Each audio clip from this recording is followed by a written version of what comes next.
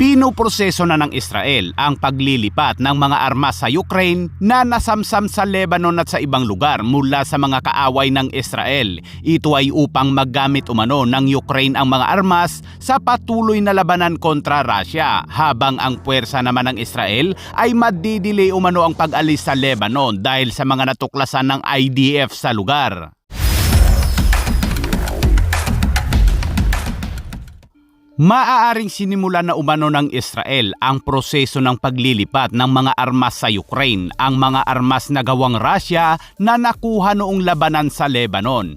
Base sa report, naditik ang mga flight ng US Air Force C-17 na isang military transport aircraft mula sa Hitzarim Air Base sa Israel at lumapag sa Poland, ang pangunahing sentro ng logistik para sa tulong militar bago dalhin sa Ukraine. Ang isang C-17 ay maaaring magdala ng hanggang sa 77 tonelada ng kargamento na kayang magdala ng mga tangke, mga armas at mga bala. Nauna nang iniulat na ang Deputy Foreign Minister ng Israel na si Sharon Haskell ay nag-alok na ilipat sa Ukraine ang mga armas upang mapakinabangan umano ng mga Ukrainian. Maraming mga anti-tank na mga armas ang nakuha ng Israel sa panahon ng operasyon sa Southern Lebanon. Sa simula pa lamang ng operasyon sa Lebanon ay nakuha na ng mga tropang Israeli ang malalaking bodega ng teroristang grupong Hezbollah na puno umano ng mga armas. Kabilang umano sa mga nasamsam ng Israel ay ang mga thermobaric missiles, Kornet anti-tank missiles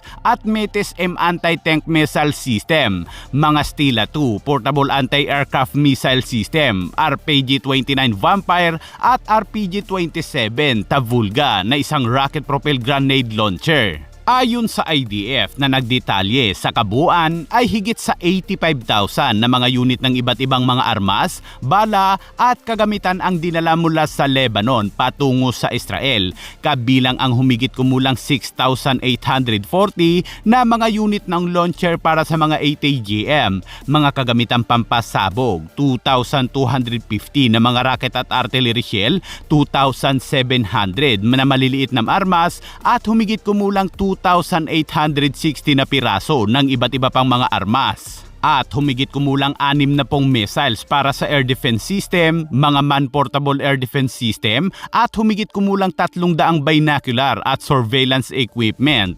Israel kahit air defense system lang para sa Pilipinas.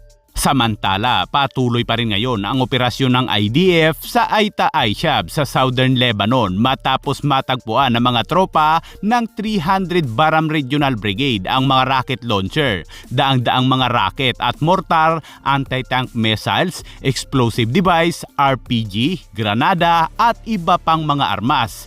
Sinabi ng IDF na ang mga armas ay natagpuan sa mga sibilyang gusali na mayroon umanong depot. At dahil sa mga natuklasan ng IDF na ito, ang Israel ay nag-anunsyo na magkakaroon umano ng delay ang kanilang pag-alis sa Lebanon. Ang mga militar naman ng Lebanon Forces ay humiling na madaliin na para makaalis na sila sa lugar.